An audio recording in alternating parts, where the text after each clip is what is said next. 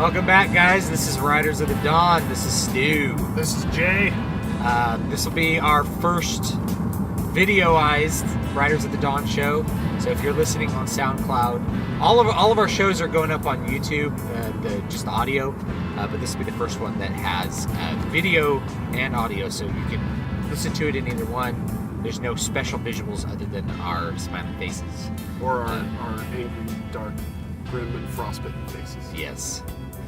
Yeah. If you want to look at a couple of grim Vikings drive to their job. day jobs. Yeah.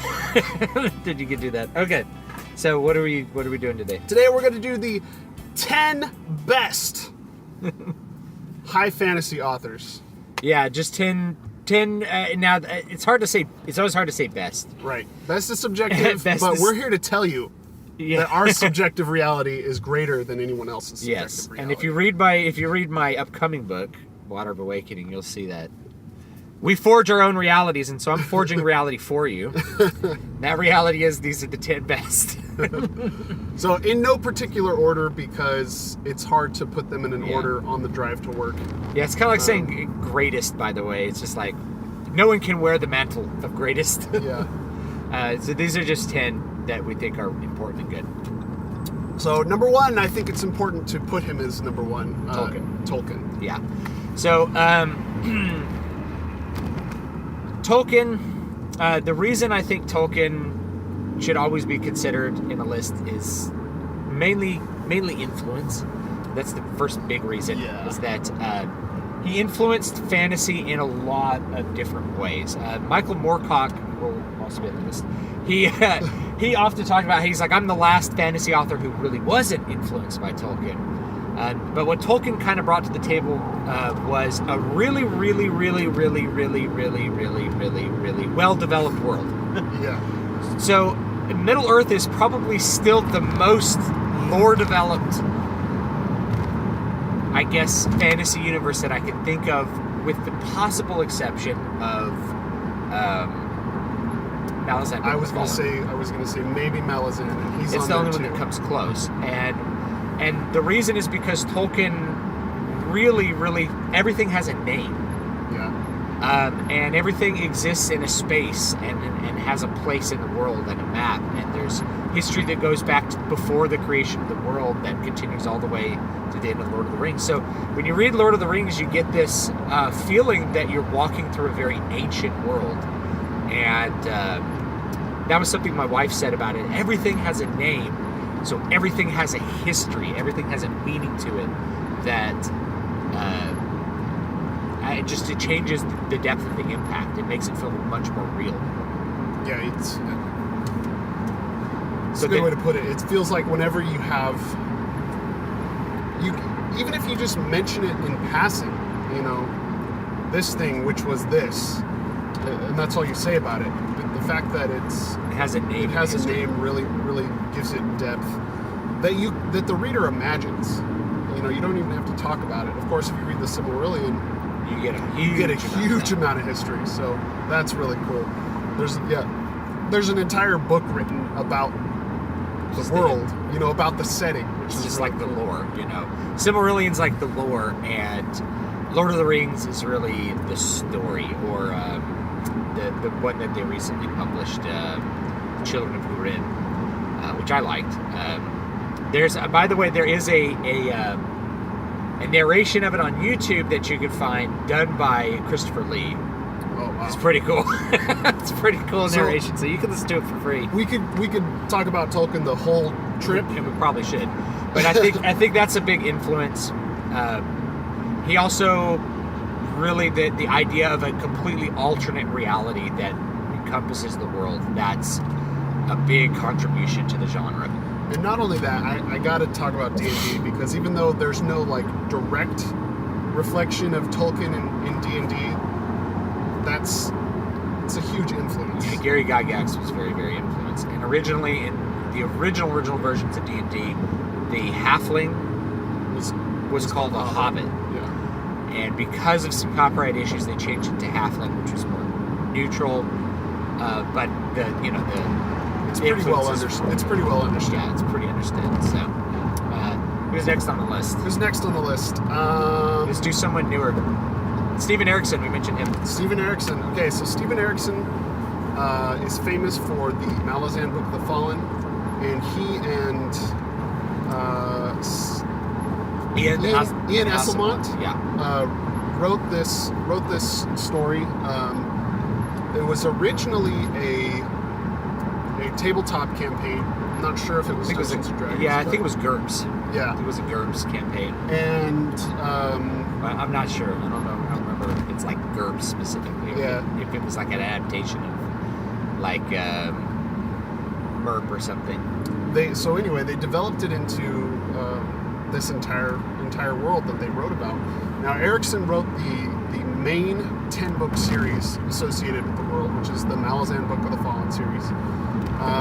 Starts with Gardens of the Moon. You can get Gardens of the Moon really cheap, like we were talking about with series. And then to get an ebook of the Crippled God, I'm pretty sure it's like $10.99. It's like $10.99. you know? They really got that sales funnel down. Yeah. And Esselmont wrote 4 or 6 books that happen within the time frame of the Malazan Book of the Fallen, but they're kind of interweaved. Yeah, or happening simultaneously to the events of a different focus of the story events. Yeah, with different characters, and there's a lot of character crossovers too, which is really cool. They have different writing styles, but they're similar enough that you don't feel like you don't get like world hangover, if that makes sense. So that's cool. I love Erikson's writing. It's really dense. I call it heavy lifting reading. It's not for the faint of heart. Yeah, the prose is really good, and that's something I probably should have mentioned about Tolkien. Tolkien's prose is amazing. He was a perfectionist when it came to like his use of language, and it shows. It's really, everything's really thought out. And with Erikson, you get the same feeling that like the prose is really, really well written. He draws images really, really well. It is kind of dense, but not in a way where you're going to have to be popping out your thesaurus. Yeah. You know, it's just really, really well used imagery. Rather than saying this was tall, he'll create an image for you of it being tall and massive that I think is really effective. I think probably a big reason why he's on the list is the massiveness of Malazan Book of the Fallen. It's tremendous, and there's no one viewpoint character. Yeah, you never actually, and this I think has turned people off to the series, is there's no main character. There are lots of important characters. Lots of important viewpoint characters. And I would say that Fiddler is probably the closest thing you can get to a main character of the story. But even then, there's so many others. There's so many others that are equally as important. And you know the epicness of the interactions there too. Like gods are characters in the book. It's really, really, really cool. And yeah, I think that's the big thing is that the universe is massive and the books are massive. There's a huge number of characters. I think the big criticism he gets is people are like he should edit it down more. But if he edited it down more, that would take away from the world building, which is why you read him. So it's really like a sway kind of thing. If you edit down too much in certain fantasy, then you're cutting out both the character because of the large number of characters. It takes a long time to develop. Yeah, and I think there's what I like about Erikson's prose is that he uses situations that are happening in the book to make larger philosophical points, like about the nature of war, the nature of the gods. Yeah, the nature of ascendancy and power. And I remember there's sections of the book where I would just stop and reread something that like Jaeger says in Deadhouse Gates, and I'm like, you could like Plato said this. Yeah, like, I'm pretty sure that. Yeah, I love the first book opens up with one of my favorite quotes where You don't realize who the characters are when they're talking to each other at the beginning of Gardens of the Moon, because it's the beginning of the entire series, and it's just two characters, but they say important things, and you only learn who the character that's saying it is later only by understanding who that character was, which is Whiskey Jack. Yeah. He tells Perrin, he's like, if you want to live free, boy, live quietly. Or the freest life is the one that isn't noticed by the gods. Yeah. You want to live free, boy, live quietly. Yeah. And if you get the Kindle version, you'll see that there's like 10,000 people who highlighted that quote because it actually creates the tone for the entire series. Yeah. And all the way to the end. That's one of the themes, is that like these people can't live quietly, and as a result they're opposed to the gods, or being the gods are constantly trying to manipulate them. Yeah. It's a really great series. If you guys haven't picked it up, I would say it's not for noobs, but it's one of the most important modern fantasy works today. It's that important. Yeah, I think for sure. If you haven't at least tried it out, I think you're missing out. Okay, who's next? You pick. Brandon Sanderson. All right, we'll do Brandon Sanderson. Brandon Sanderson is... Well, the first thing I noticed about Brandon Sanderson was... Well, I read Mistborn. Was the first thing that I read that he did. And I loved Mistborn because I thought the magic system was so cool. Yeah, he created a magic system that had really, really defined limits and worked in really, really particular ways. And the result of that is that you have a constant understanding of characters' limitations and abilities to be killed and to fail. Magic is not a Deus Ex Machina thing at all in Brandon Sanderson's work. That's a common thread that goes through everything that he has with magic, is that things are well defined with their limitations, and it's more like recreating science. And that's the virtue, I think, of fantasy, is that you create different possibilities by rearranging the limitations. And honestly, the way that he works magic has been hugely influential to current authors writing fantasy. That's a really big trend, is wanting your audience to understand magic more as a science than as like Gandalf, which is kind of like divine intervention. Yeah, and this is something worthy of noting with like Lord of the Rings, is that the characters who are capable of exercising magic are not the main characters. Right. So as a result, you have a different relationship with them as the reader. They're more mysterious, and so because magic is mysterious. And even Tolkien would say that the elves would say to the creatures, maybe it's magic to you, but to us it's just our art. Yeah. Which would be basically explaining that you don't really understand it, but it's not magic to us. It's an understanding of how the world works. Yeah. Which I think, again, you can see those threads carried forward. If you don't know who Brandon Sanderson is, you must be living under a rock. Yeah, the guy is one of the most prolific writers today. Yeah, he's like the Stephen King of fantasy. That's exactly what when Stephen King is not writing fantasy. Right. Yeah.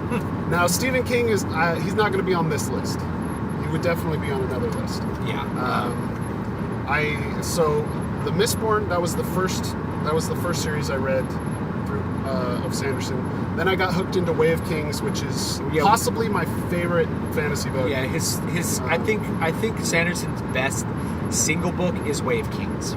It's so good. And because I've read a bunch of his books, and they're all good. Like, he's a really good writer. He's very competent. His prose is good. It's functional.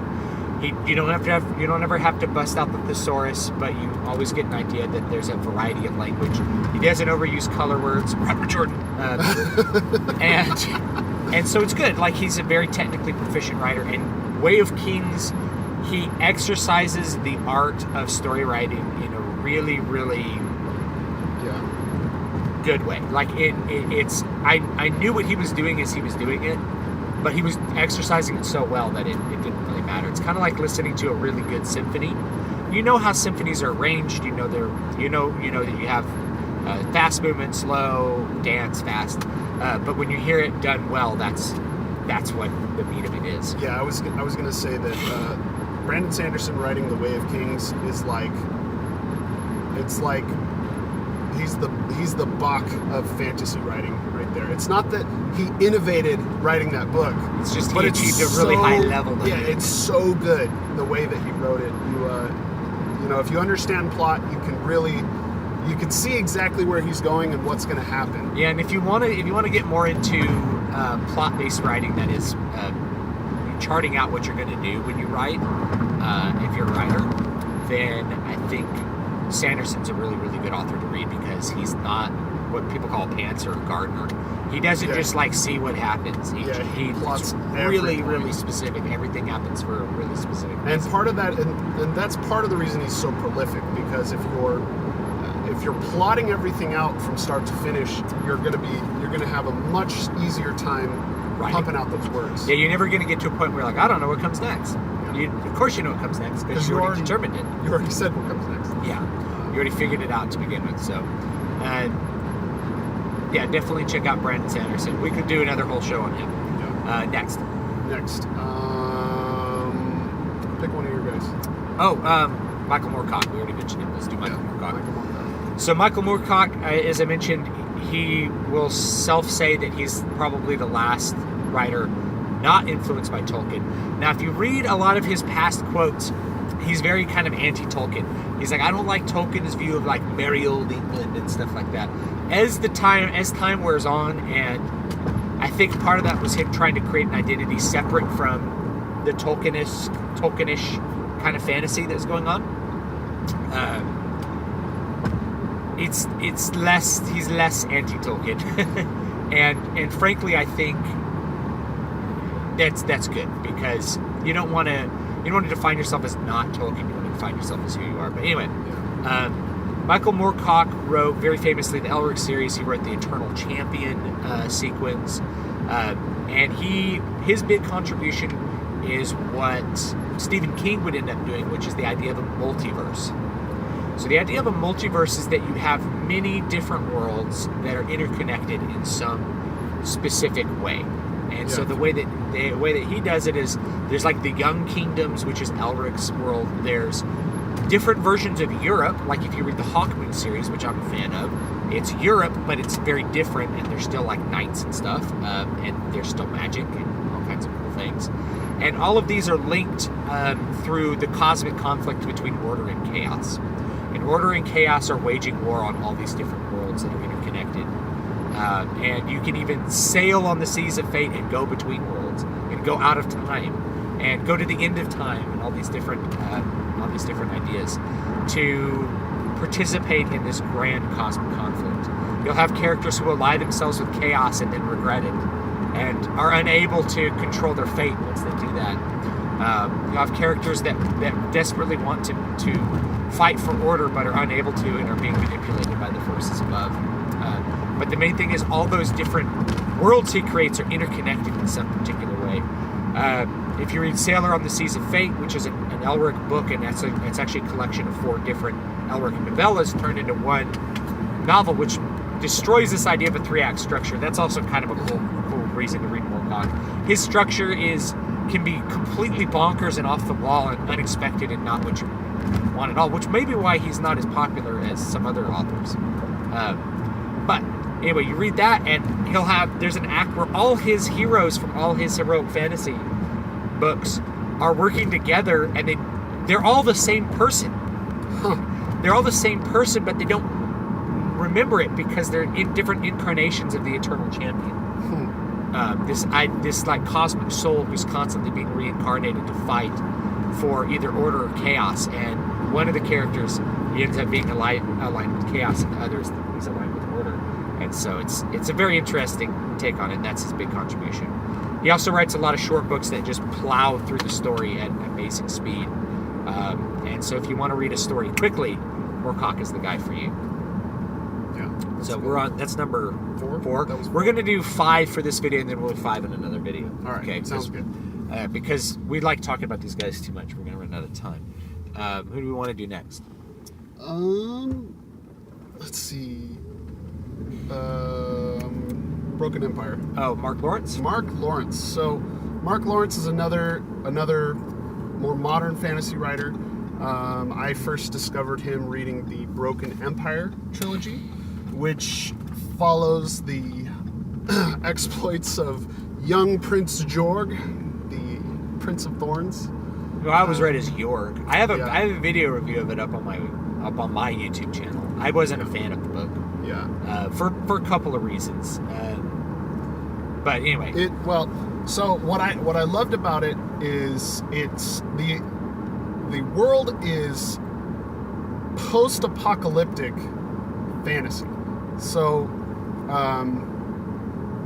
the world is imagine the world that we currently live in, but a nuclear apocalypse has happened and humanity has just evolved back to the point of castles in the medieval period, but there's remnants of supercomputers and the Hadron Super Collider and these technologies, and the people basically think that they're spirits and ghosts because there's these AIs that still interact with them, and then basically God, the series is so cool, and what I found that kind of turned me off from the series initially was the character's 14. He doesn't act 14. He acts like... Yeah, he's total like Gary Stu. Look, Gary Stu? He's a Gary Stu. He's just good at everything for no reason. Yeah, he's really good at everything. He's a total badass, and it's the setting is what's so cool, and he has all these people around him who are really just afraid of him, and that's something that turned me off, was that it's like he's 14. I don't care if he's 6'8". He's 14, man. Like, no one is gonna have this much confidence, no matter who they are. The place where I like really got switched off is when he's like an amazing lover. It's 14. He's like having sex and he's really good at it. Yeah. And it's like, yeah, I don't know. So the Mary Sue-ness of the character is it can be off-putting. They kind of explain it with plot. The reason that I liked it so much was really the setting. The setting was really great, and I just imagined the character was older than he was, because he helped me stay in the... What I will say about Mark Lawrence is that I think he's really good at prose. Yeah, and I actually think he's really good at pushing story forward, and he's really good at kind of moving between, he'll do this thing where he'll like have these flashbacks that then inform, which is, it's a technique that a lot of people use, but he's pretty good at it. I do like his prose quite a bit, and he's able to throttle through action at a pretty good pace, without making you feel like you're not getting any description. And that's the sway of anything that you're writing, is that if you go too heavy into description, you're gonna possibly bore the reader. And if you have no description, then they're gonna feel like they're reading something a 5-year-old wrote. Yeah. That they're not gonna have an idea of what you're talking about. Yeah, just make sure you're not much ado about nothing. Yeah, and we're gonna talk about 5 more on the next video, and I think for the next one we'll lead off with Robert Jordan, who with Cautionary Tales. Yes. He's great, and he has some amazing books, and then there's also some weak points to Robert Jordan, with what we just talked about. Yeah. Is that the prose is great, but if you're not describing something of importance, then you're confusing the reader. Yeah. Because if I stop and I'm like, if I describe a tower, and I describe like all its many turrets and facets and the way its parapets look, and then the character walks past it and never sees it again, why did I do that? Yeah, why didn't I just say he walked past the tower with parapets? Yeah. It's like, so that's what Mark Lawrence does, is he'll give you the descriptions that you need, and a lot of times it's like, oh, he's at the castle, and he doesn't need to describe a castle. Yeah. He doesn't sit there and be like, the castle looked like this. It's a castle. Yeah. Well, what's cool though is that he'll describe a castle. He'll say this was a castle, and then he'll describe a skyscraper. Yes. And that's what's so cool. Yeah, to the characters, it's a castle because they don't really know what they're looking at. It's a remnants of like a skyscraper that's been turned into a fortress. Yes. So that's one of the things that I really love. So that's going to be it for today. I think I'm gonna be running a promo this week on Cloaked in Darkness. It's gonna be free. Check that out. It's a really fun short read that's going to lead into a much bigger universe. I think it'll be running free tomorrow. I'm also going to run a promo, Prophet of the Godseed, my hard sci-fi novel from last year. I'm going to have that running free for a couple days as well. So please grab that and check it out. And we'll see you guys next time. You can find me at dvspress.com, davidvstewart.com. You can find me at matthewjwellman.com. Late.